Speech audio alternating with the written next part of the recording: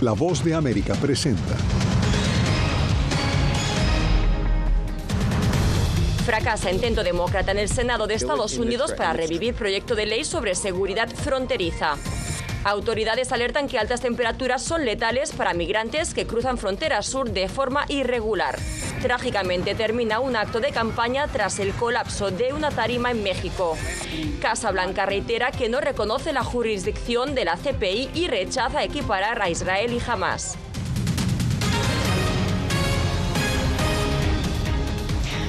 Hola, ¿qué tal? Bienvenidos al Mundo al Día. Desde Washington les saluda Carolina Valladares. Empezamos. Por segunda vez fracasó este jueves en el Senado un proyecto de ley que otorgaba fondos para la seguridad fronteriza. Senadores de ambos partidos votaron en contra, pese a que fue negociado de manera bipartidista.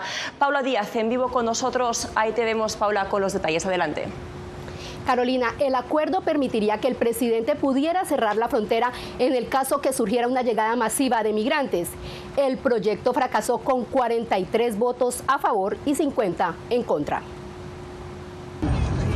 El nuevo intento del líder demócrata del Senado, Chuck Schumer, de aprobar el proyecto de ley bipartidista que otorga fondos para la seguridad fronteriza fracasó, al obtener 50 votos en contra y solo 43 a favor.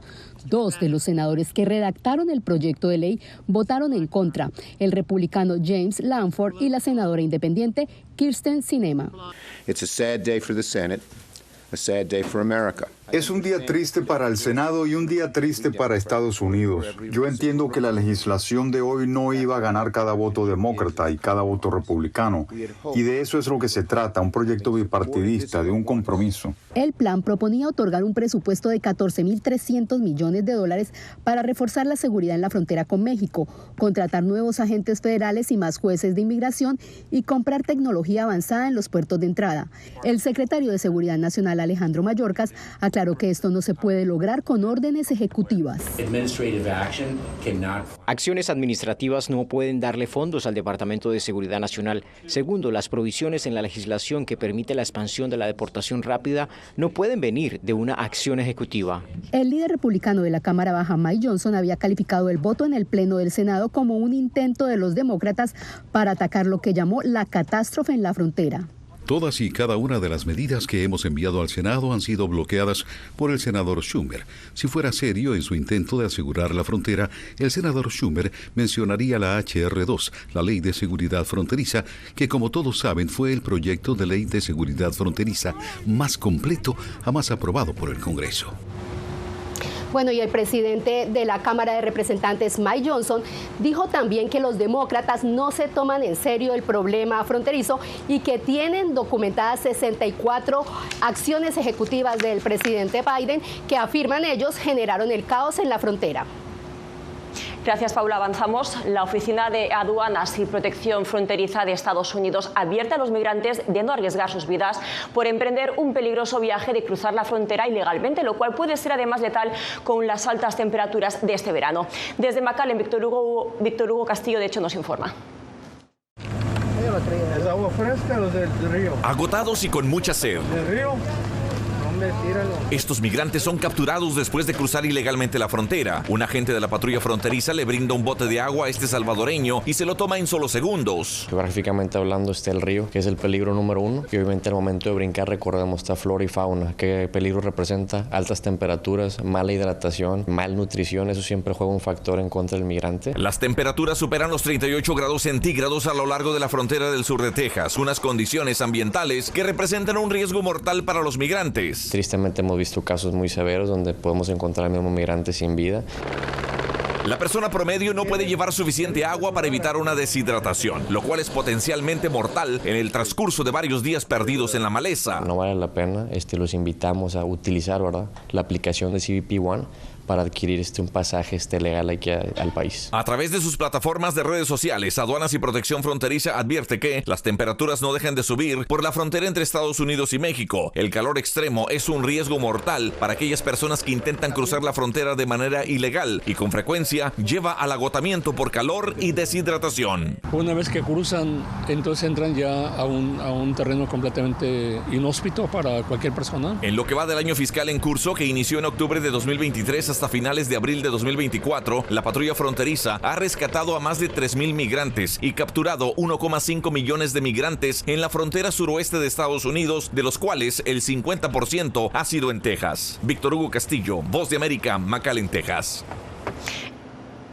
Este año 2024 será un año con una temporada de huracanes en el Atlántico por encima de lo normal. La Administración Nacional Oceánica y Atmosférica de Estados Unidos se refiere a la estación de huracanes que empezará el 1 de junio y pronostica entre 17 y 25 tormentas con nombre, entre 8 y 13 huracanes, incluyendo entre 4 y 7 huracanes importantes. Considerando que una temporada promedio consta de 14 tormentas con nombre y 7 huracanes, este es el pronóstico más alto que la NOAA haya emitido jamás en mayo.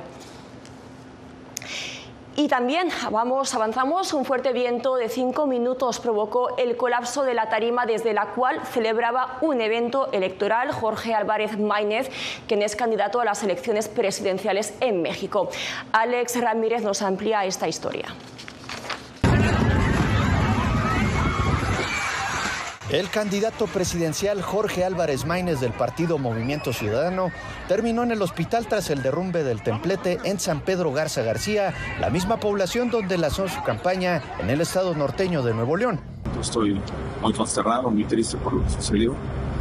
Vamos a estar acompañando a las víctimas. El propio presidente mexicano dio los detalles. Que perdieron la vida hasta ahora y esperemos que ya salgan adelante los heridos, 9 personas,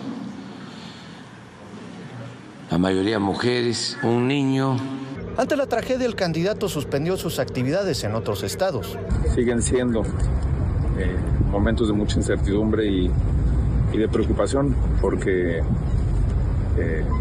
es una tragedia que las personas que vinieron a vivir un día de fiesta, de alegría con nosotros, con el conjunto, estén ahora siendo víctimas de esta tragedia. Sobre el estado de salud de los heridos, habló el gobernador de esa entidad. 121 pacientes, de los cuales 9 fallecieron, 27 siguen hospitalizados o en valoración y el resto ya fueron dados de alta por heridas menores. Esta tragedia ocurrió poco más de una semana de los comicios presidenciales previstos para el 2 de junio. Alex Ramírez, Voz de América, México. El conflicto entre Israel y Hamas en el Medio Oriente y la crisis de seguridad en Haití estuvieron entre los temas abordados por el presidente Joe Biden este jueves durante un encuentro bilateral en la Casa Blanca. Hacemos contacto, ahí te vemos, con Jacopo Luzzi, de la Voz de América. Informanos qué datos se conocieron sobre estos temas en específico. Bueno, Carolina, empezamos diciendo que fue un día importante para Estados Unidos porque en esta visita Kenia fue reconocido con el título de aliado principal, no parte de la OTAN, la primera nación subsahariana en recibir este estatus. Un tema central fue la urgencia de establecer la seguridad ciudadana en Haití a través de un esfuerzo internacional. Y la guerra de Gaza volvió a ser mencionada por el presidente Joe Biden cuando habló de la Corte Penal Internacional. Escuchamos. En la primera visita de Estado de un líder africano en casi 20 años a la Casa Blanca, fueron varios los temas que Estados Unidos y el presidente de Kenia, William Ruto, discutieron. En particular, la crisis que vive Haití ahora. Pero también la guerra en Gaza fue un tema que los periodistas preguntaron al presidente Joe Biden. Sobre la Corte Penal Internacional, que emitió un mandato de arresto para el primer ministro Benjamin Netanyahu, el mandatario aclaró: No creemos que no reconozcamos la jurisdicción de la CPI, la forma en que se ejerce, y es así de simple. No creemos que haya una equivalencia entre lo que Israel hizo con Hamas. Hablando de Haití, Kenia y Estados Unidos afirmaron su compromiso mutuo por la estabilización de esta nación. El país africano, líder de la coalición internacional para ayudar al gobierno haitiano, espera con interés el despliegue de 1,000 agentes de su policía allí, pero sin dar una fecha. Kenia cree que la responsabilidad de la paz y la seguridad en cualquier parte del mundo, incluido Haití, es responsabilidad de todas las naciones. Al mismo tiempo, Estados Unidos descartó la hipótesis de enviar tropas a Haití porque generaría, dijo Biden, muchas preguntas. Sin embargo, el demócrata dijo: queremos hacer todo lo que podamos sin que parezcamos una vez más que Estados Unidos da un paso al costado y decide que esto es lo que se debe hacer. Los haitianos están buscando ayuda. La Casa Blanca dijo que, revisando con los miembros de la coalición internacional, brindará apoyo logístico, de inteligencia y de equipamientos para ayudar al país a volver a una situación de normalidad. La iniciativa de enviar agentes de policía kenianos, para la cual Estados Unidos ha prometido $300 millones de apoyo, enfrenta duros desafíos políticos y legales en Kenia y ha sido retrasada por la agitación política en Haití. La voluntad de Estados Unidos y de Kenia es ir adelante, pero sin tener un cronograma aún definido. Gracias, Jacopo. Y mientras, en Colombia, el presidente Gustavo Petro anunció la apertura de una embajada en la ciudad palestina de Ramala. También criticó al primer ministro israelí Benjamin Netanyahu y solicitó unirse al caso de Sudáfrica, que acusa a Israel de genocidio ante la Corte Internacional de Justicia. Jair Díaz tiene los detalles. El presidente de Colombia, Gustavo Petro, ha dejado clara su postura sobre el conflicto entre Israel y Hamás. El pasado 2 de mayo cerró la embajada de Colombia en Tel Aviv y rompió relaciones con Israel. Ahora ordena la apertura de una embajada de Colombia en territorio palestino. La representación de Colombia en Ramala. Ese es el próximo paso que vamos a dar, y estamos seguros, obviamente, que cada vez más países van a reconocer a Palestina. Y esto no es nada en contra de Israel. Según el canciller de Colombia, Luis Gilberto Murillo, la decisión se tomó en coherencia con la posición que el país andino ha mantenido desde el inicio del conflicto, destacando que Colombia condena las agresiones de Hamás, pero también rechaza la respuesta de Israel. Sus acciones liderando el gobierno en Gaza están generando, como lo ha dicho el fiscal de la Corte Penal Internacional, una situación de genocidio. Es una decisión que, de cierta manera, hace justicia a más de 150 años de interacción entre el pueblo colombiano y el pueblo palestino. El politólogo Manuel Rayrán considera que Colombia debe tener en cuenta los acuerdos de Oslo para esta apertura diplomática en territorio palestino. Todo el trámite tiene que hacerse a través de Israel y en ese sentido, pues claramente la acreditación del cuerpo diplomático y rompiendo las relaciones con este país creo que va a tener una cierta dificultad de que se demore tiempo en abrir una embajada allí. En agosto del 2018, el entonces presidente colombiano Juan Manuel Santos reconoció a Palestina como Estado. Jair Díaz, Voz de América, Bogotá. El Departamento de Justicia de Estados Unidos presentó este jueves una demanda antimonopolio contra Ticketmaster y su empresa matriz Live Nation Entertainment, acusándolas de administrar un monopolio ilegal sobre recitales en vivo en Estados Unidos, sofocando la competencia y elevando los precios para los fanáticos. Así lo explicó el fiscal general Merrick Garland. El Departamento de Justicia presentó esta demanda en nombre de los fanáticos que deberían poder ir a conciertos sin que un monopolio se interponga en su camino. Hemos presentado esta demanda en nombre de los artistas que deberían poder planificar sus giras en torno a sus admiradores y no dejarse dictar por un monopolio ilegal.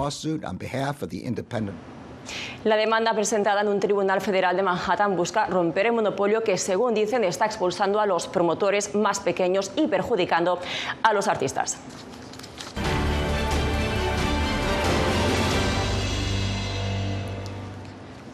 Pocos son los estados que podrían definir el ganador de las elecciones de Estados Unidos. Pensilvania es uno de ellos, por lo que Joe Biden y Donald Trump buscan persuadir a los votantes.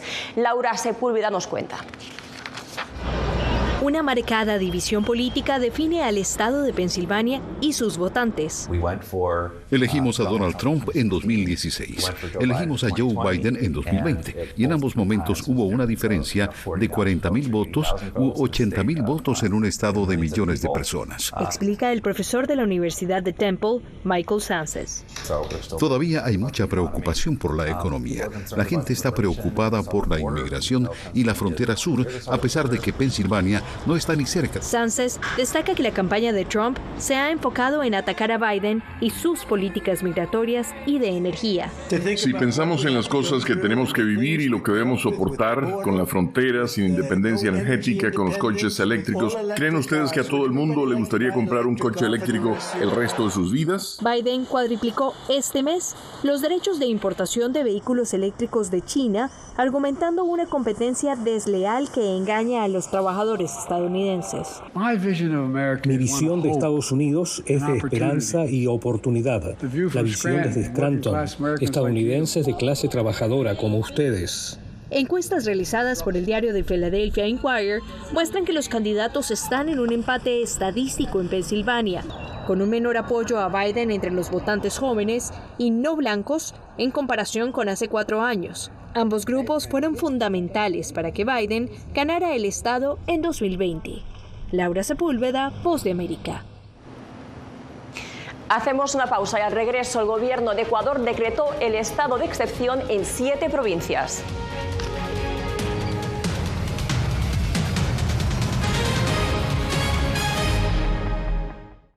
Мама ты жива? Мама ты жива?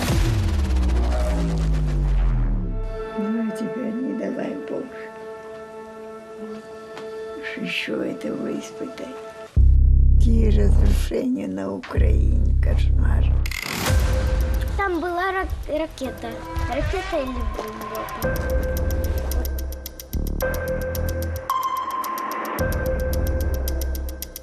Я сподіваюся, що якщо через декілька років буде дивитися, війна все ж таки закінчиться. Перестали боятися. Ми свою молодість не повернемо. Я предположим, не предсказатель.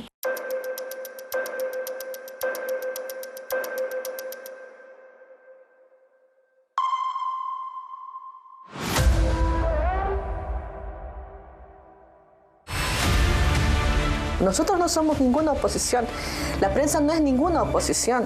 Periodismo, la prensa libre importa. Entonces hay un poco de tema también de amenazas, ¿no? Disponible en vozdeamerica.com.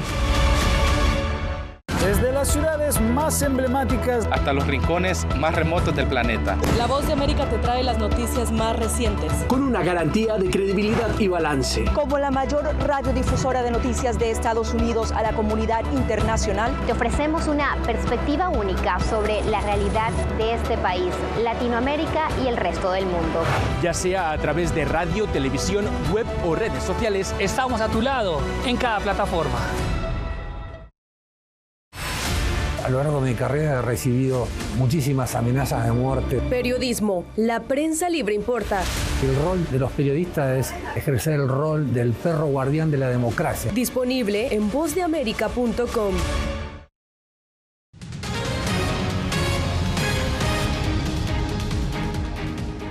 El gobierno de Ecuador puso en vigencia otro estado de excepción en 7 provincias en lo que el presidente Daniel Noboa calificó como la segunda etapa de la guerra contra el crimen organizado. Desde Quito, Néstor Aguilera nos cuenta. Bajo la premisa de que en 6 provincias ecuatorianas ocurre el 84% de homicidios intencionales, el gobierno del presidente Daniel Noboa puso en vigencia un nuevo estado de excepción durante 60 días. La medida además incluye al municipio Camilo Ponce Enríquez de la provincia de Azuay, aquejado por violencia extrema derivada de la minería ilegal. Y en 5 meses logramos devolverles la paz a los ecuatorianos, algo que nunca se había logrado antes. Hoy nos encontramos en una segunda etapa de la guerra, una guerra que se ha sectorizado.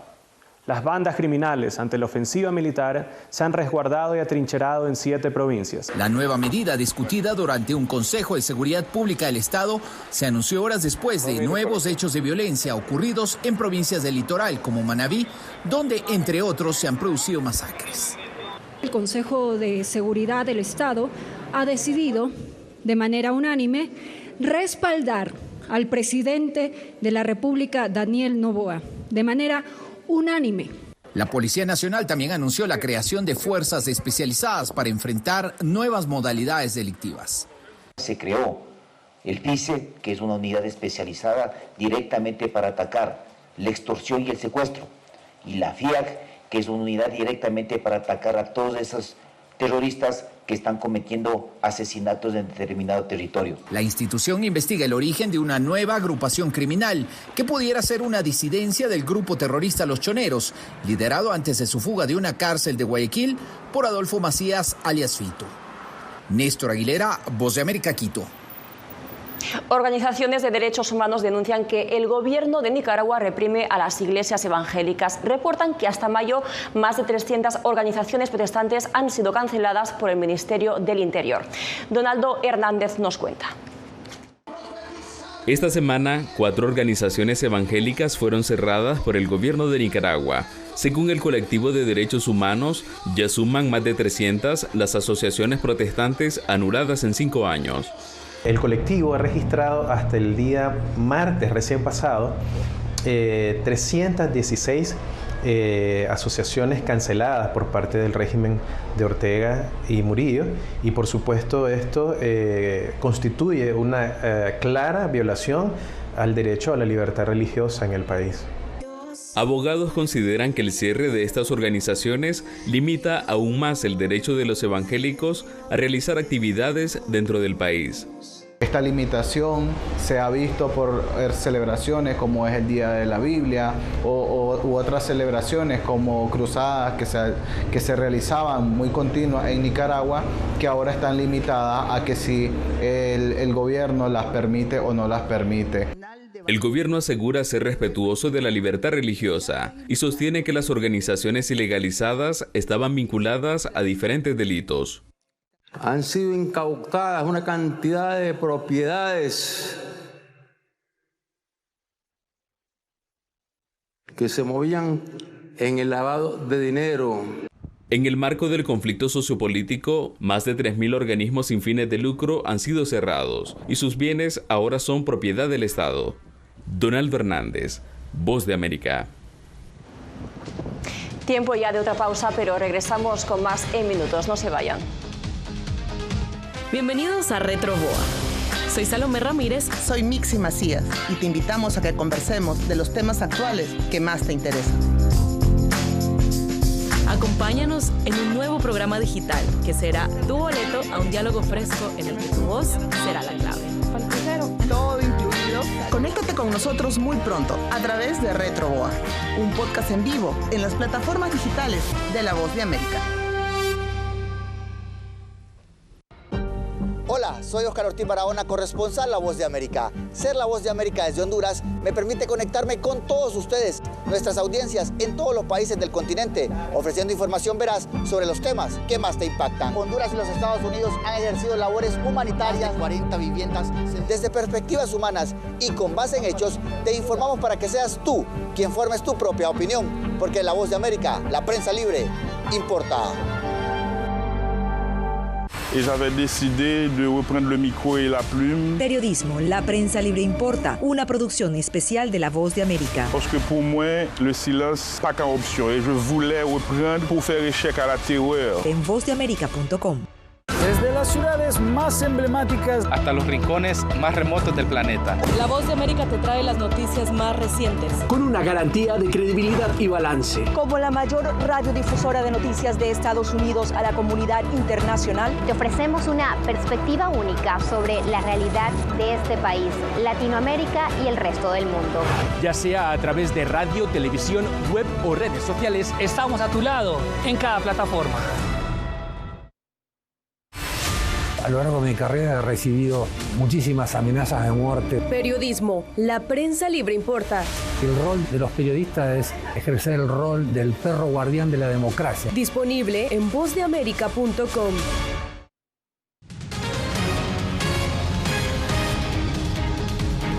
Ha pasado un mes desde que la empresa tecnológica Google abrió su oficina en El Salvador. El presidente Nayib Bukele asegura que su presencia ayudará a modernizar el país, pero algunos sectores desconocen aún cuál será el impacto en la economía nacional.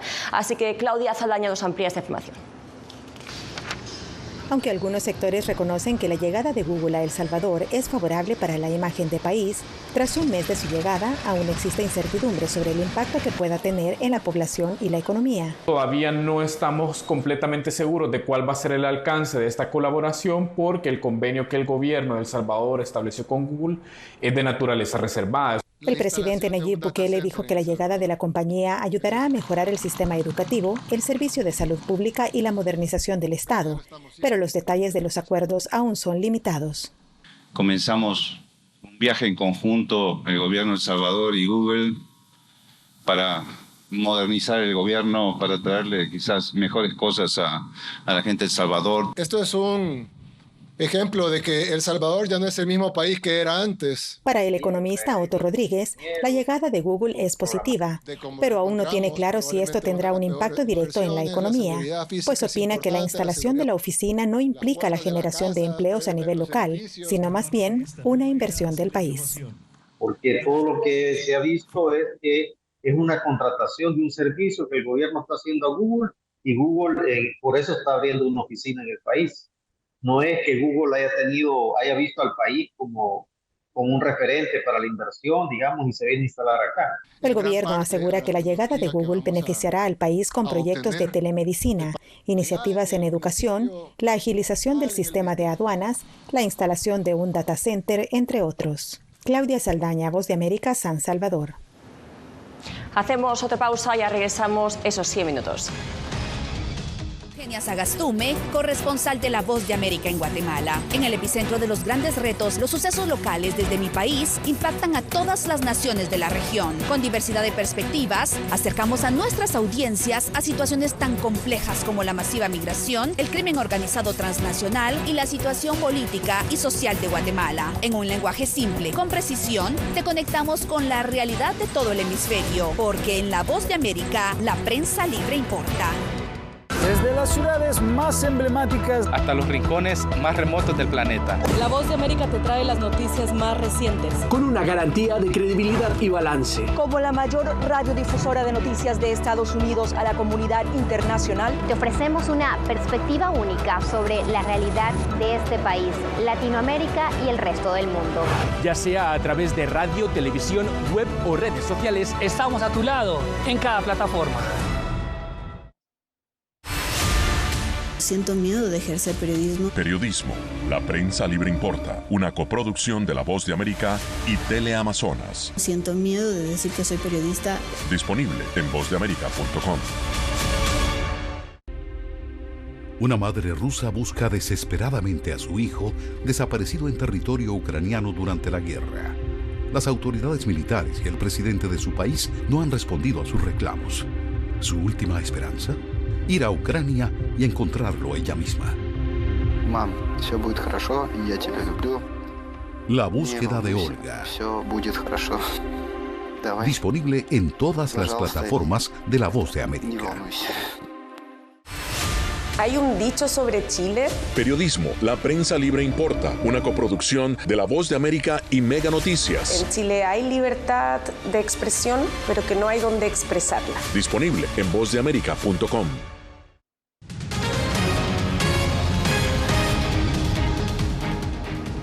En Petare, una de las barriadas más pobladas de Caracas, activistas sociales, en alianza con un grupo de biólogos, buscan transformar las platabandas de esta comunidad en pequeños oasis verdes.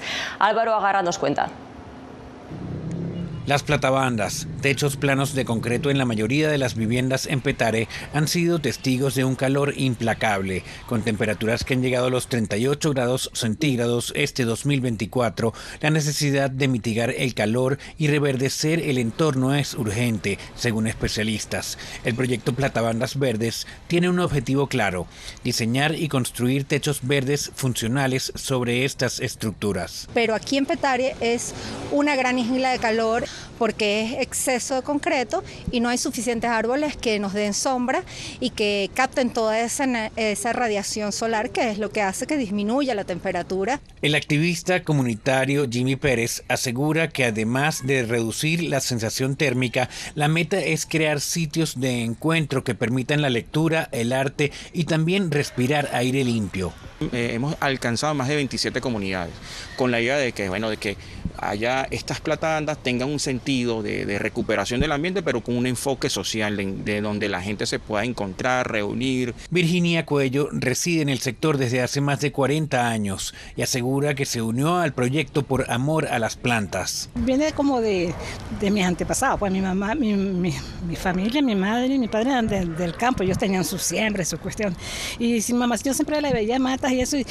Los participantes en el proyecto destacan que especies vegetales nativas adaptadas a los climas agrestes contribuirán a la sostenibilidad del proyecto y a mejorar la calidad de vida de los habitantes de esta localidad. Álvaro Algarra, Voz de América, Caracas. Y París dio a conocer los podios de los Juegos Olímpicos y Paralímpicos frente a la Torre Eiffel. Las mascotas de los Juegos de Verano y los atletas paralímpicos franceses se turnaron para posar en el podio elaborado con madera reciclada como parte de un plan ecológico para reducir las emisiones de carbono.